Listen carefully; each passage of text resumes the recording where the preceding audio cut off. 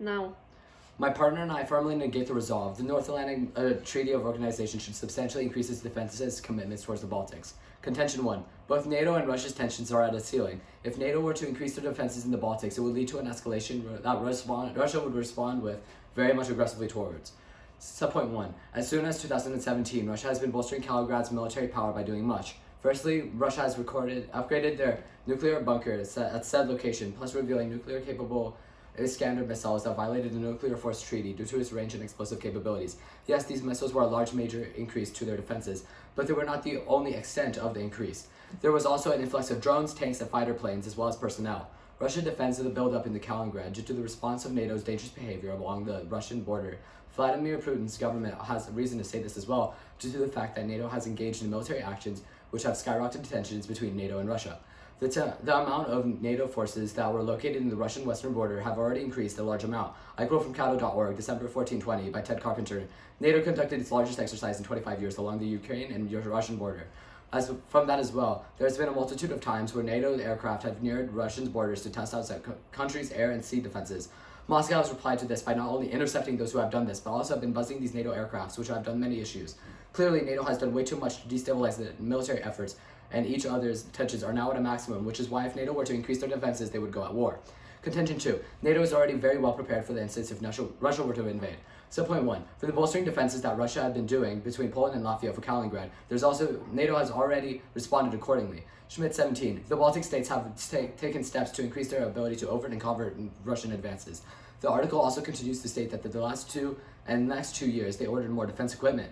In 17, it had doubled from what it had been in 15, and their upcoming future at 19. It had been predicted it would be increased double once again. Currently, we're at 21, and if we were to theoretically quadrupled what we had in 15. If we were to substantially increase even more so from the range of equipment that was already sent previously, there would be no ifs or maybes. Russia would act with even more aggression as they already have to defend their people from a looming threat. Subpoint 2. The Baltics have bolstered ever since the illegal annexation of Crimea in 2014. After again, Graymond, the head of Pentagon Special Operation Commands, stated about Latvia, Lithuania, and Estonia. They're scared to death, and they're open about that. They are desperate for our leadership. Schmidt 17 went more into depth into this, saying that dozens of United States Special Operation Forces are now in the Baltics to bolster the training and resolve of the troops that have been confronting a looming threat over Russia. This increase was a result of the statement that the Pentagon introduced. Contention 3. Increasing the defense of the Baltics would be a useless endeavor. Subpoint 1. Generally, after the annexation that occurred in Georgia in 2008 and Ukraine in 2014, many people believed that Russia's next target would be the Baltics.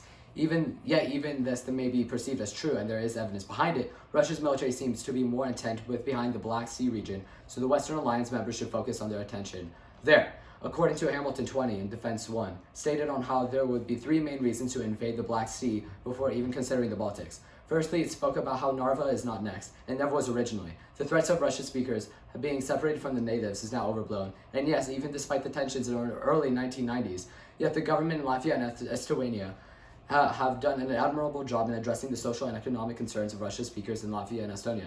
Previously on Contention 2, it spoke on how the 3 countries, Estonia, Latvia, and Lithuania, all major increasing in their defenses. It would take a lot. If we look at Poland, for example, on the other hand, it would be on the right amount of defenses to deter Russia from doing anything aggressive among their borders, yet it is not large enough to be a posing threat to Russia. Because substantially increasing defense commitments would likely drive Russia to an aggressive response, NATO and the Baltics are already sufficiently prepared, and increasing defenses in the Baltic states will be a useless endeavor. My partner and I firmly negate the resolve. The North Atlantic Treaty Organization should substantially increase its defensive commitments towards the Baltic states.